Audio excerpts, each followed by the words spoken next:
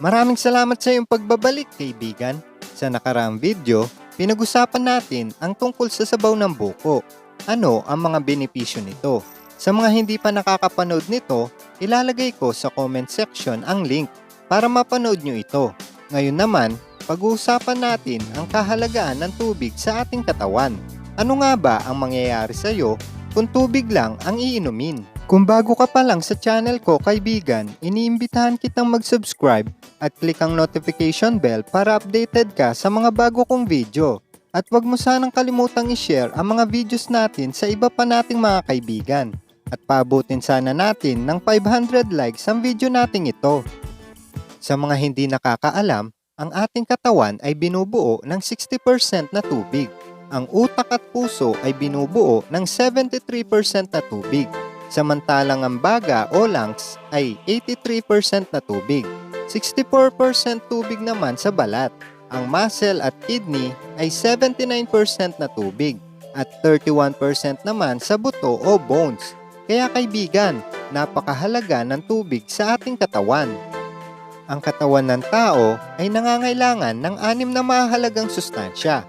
Ito ang carbohydrates, protina, fats, vitamina, mineral, at tubig. Ang unang 4 na sustansya ay kilalang-kilala na natin sa dahilang sila ay madalas nating mapansin at laging kinakain. Ngunit ang dalawang huling sustansya, ang tubig at mineral, ay malimit hindi napapansin at hindi binibigyan halaga sa ating pagkain na siyang nagiging sanhi ng ating mga sakit. Ang tubig ay liquid of life. Kung walang tubig, ang 5 pangunahing physiological function ng katawan ay hindi magaganap. Ang mga functions nito ay ang mga sumusunod. D. Tumutulong para mapanatiling buhay at malakas ang ating mga cells. U. Umuubos ng masasamang taba sa katawan. B. Binibigyang sustansya at oxygen ang bawat himay-himay ng katawan. I.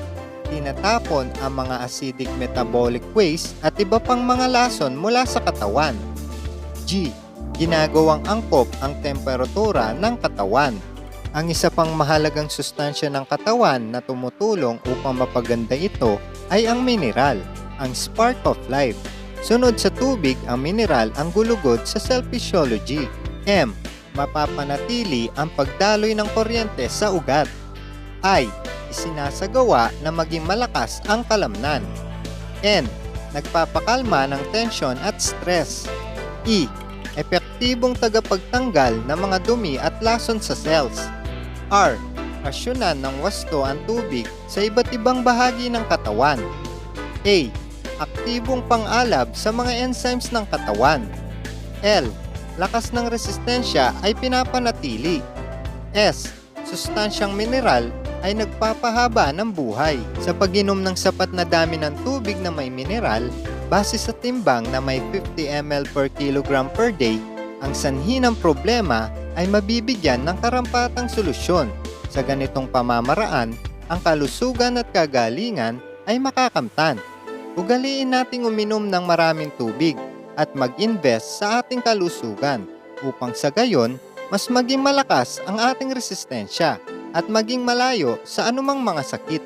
Ikaw kaibigan, nakakailang basong tubig ka sa isang araw? Mahilig ka bang uminom ng tubig?